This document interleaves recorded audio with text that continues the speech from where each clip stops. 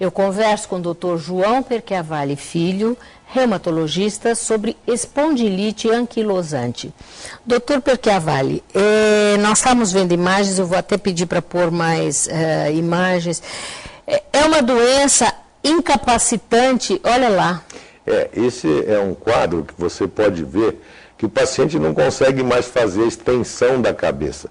Ele jamais poderá ver o céu, né? E veja a grande cifose dorsal, aquele arqueamento da coluna, a limitação também de quadril, o joelho em semiflexão. Essa é a posição típica do esquiador, né? Que a gente fala, espondilite, se não tratada adequadamente, chega a essa postura de esquiador. É uma barbaridade. Quer dizer, como é que uma pessoa que esteja já nessa condição, ela pode ter uma vida, uma qualidade de vida? A qualidade péssima, né, de vida. O que a gente tem que focar é que tudo começa no diagnóstico precoce. Então, veja, esse paciente já tem uma limitação funcional, né, na flexão. Se você pedir para ele encostar a ponta dos dedos no chão, ele tem uma limitação importante. Por quê? Porque está ocorrendo o processo inflamatório na coluna, o processo inflamatório no quadril.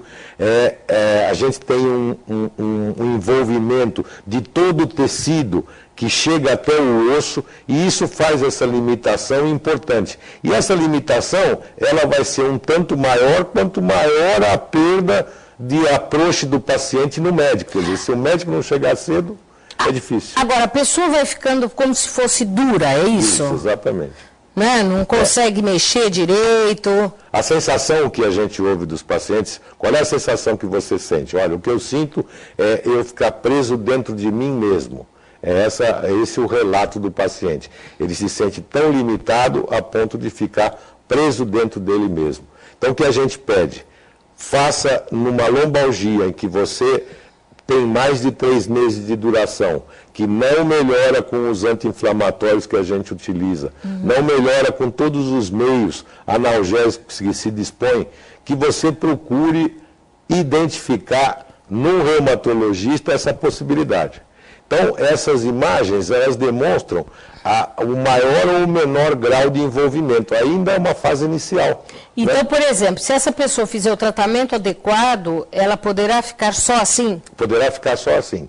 Hoje, nós temos pacientes que diferem de antigamente. Olha, esse já é um caso mais sério, né? Você já repara que o paciente está anteriorizado com a cabeça, que aumentou o dorso dele, a região dorsal, fez essa cifose, já tem uma limitação em flexão dos joelhos. Esse paciente está diferente daquele que a gente viu anteriormente. Se você pegar um paciente nessa fase, que já está com envolvimento, você consegue brecar essa evolução. E a regressão? Total. A gente sabe que esses pacientes, quando são pegos na hora certa, usadas as medicações que a gente fala, que bloqueiam a evolução da doença, ele tem sucesso total. Sim, mas aquilo que já lesou, é possível haver uma... É isso que a gente fala. Uma vez lesionado, você não tem mais retorno. Então, quando o paciente, nessas condições, pega uma artrose de coxo femoral, ele vai ter que fazer a artroplastia dele cirurgicamente, porque não vão ser os remédios que vão melhorar. Mas então é possível, um dos tratamentos seria cirúrgico? Um dos tratamentos é cirúrgico. Até para a coluna existem algumas indicações cirúrgicas. Né? Mas o que se pede é que se chegue cedo, porque com o tratamento você consegue brecar. Mas é uma doença realmente... Agora, falando em tratamento, como é que é o tratamento da espondilite? Então, nós iniciamos numa fase precoce com os anti-inflamatórios, porque é uma doença inflamatória. Nós temos drogas que bloqueiam a evolução natural da doença, como a sulfasalazina, que a gente usa bastante, com drogas, quando o envolvimento é periférico, ou seja, foge da coluna, acomete a artrite de joelhos e tornozelos, com drogas tipo o metotrexato, que é usado bastante para esses pacientes. E agora, de 10 anos para cá, nós temos os remédios, os medicamentos biológicos, que foi assim um marco grande na história da reumatologia brasileira, não só para o tratamento da espondilite, mas para todas as outras doenças reumáticas, e com resultados fantásticos. São muito bons os resultados. Então, dependendo do momento em que o paciente chega, você tem condições de impedir aquela progressão destrutiva, funcional das articulações, a ponto dele ficar bom. Quer dizer, é uma doença que ela é progressiva, mas que poderá ser estacionada se a pessoa buscar o tratamento... Exatamente. Você falou cedo. Bem. Se eu pegar o paciente naquele momento e iniciar o tratamento adequado, ele fica bom, ele melhora, ele não chega àquela postura funcional que nós vimos anteriormente. Agora, não tem cura?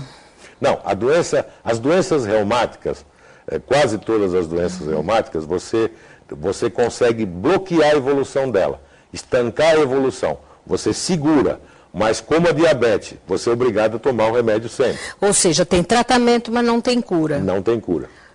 Isso aí é importante, você se ligue, né? Se tiver alguém na família, vá procurar ajuda. A gente pensa, né, que só acontece com o vizinho, mas na verdade isso é... É verdade. Agora, esses tratamentos novos, biológicos, né, tem boa margem de segurança, como é que eles estão?